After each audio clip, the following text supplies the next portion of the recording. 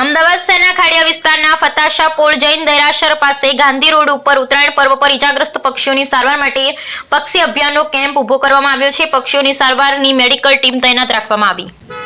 નમસ્કાર દર્શક મિત્રો, હું છું જૈનિશ શુક્લા। આપ નિહાળી રહ્યા છો ક્રાઇમ પેટ્રોલિંગ ન્યૂઝ।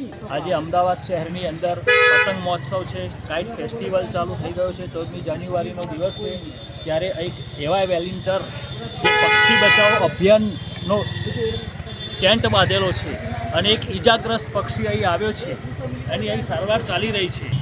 મારું નામ દિલીપ છે અને અત્યાર સુધીમાં ઘણા પક્ષીઓ સવારથી આવી રહ્યા છે, એ દોરીમાં ભરાઈ ગયા હોય અને અમે એને સારવાર માટે જીવદયા ચેરિટેબલ ટ્રસ્ટમાં અને સંજીવની ગ્રુપમાં મોકલી રહ્યા છીએ। સારવાર કેવી રીતના મળે છે અને પક્ષી સાજા થાય ત્યારે કેવી રીતના ઉડાન કરી શકે છે? એટલે પક્ષીને જો પાંખમાં વાગ્યું હોય તો એને પર સ્ટીચીસ લેવાય છે અને એને રૂઝ આવે પછી અઠવાડિયા પછી એને એ ખુલ્લા આકાશમાં ઉડી શકે છે। કેટલા સમય થાય છે? એક અઠવાડિયું લાગે પછી એ ઉડી શકે છે અને ગંભીર રીતે ઘાયલો તો 1 મહિનો પણ લાગી શકે। અને અમુક પક્ષીઓ મૃત્યુ પણ પામતા હોય છે।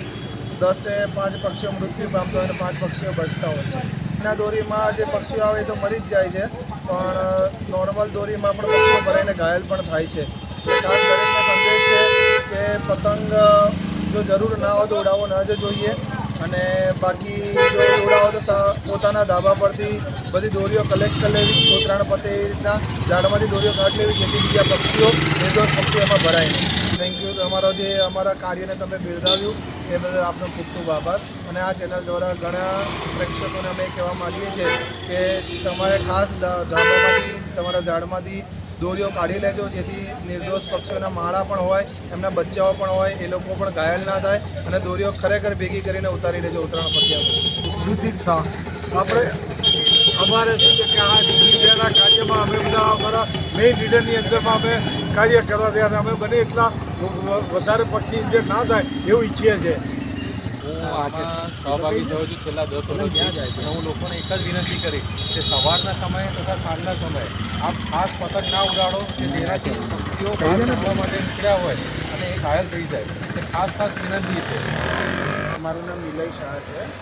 મારી ખાસ વિનંતી છે કે આપ પતંગ ના ચગાવશો અને જો ચગાવવા જ હોય તો જ્યારે પક્ષીઓ આકાશમાં ના હોય। બાકી સવારે અને સાંજે પતંગ ચગાવવાનો કોઈ મતલબ નથી, ત્યારે પક્ષીઓ અમને ઘરે આવતા હોય છે, માળામાં આવતા જતા હોય છે, એટલે ખાસ એવા સમયે પતંગ ચગાવશો નહીં।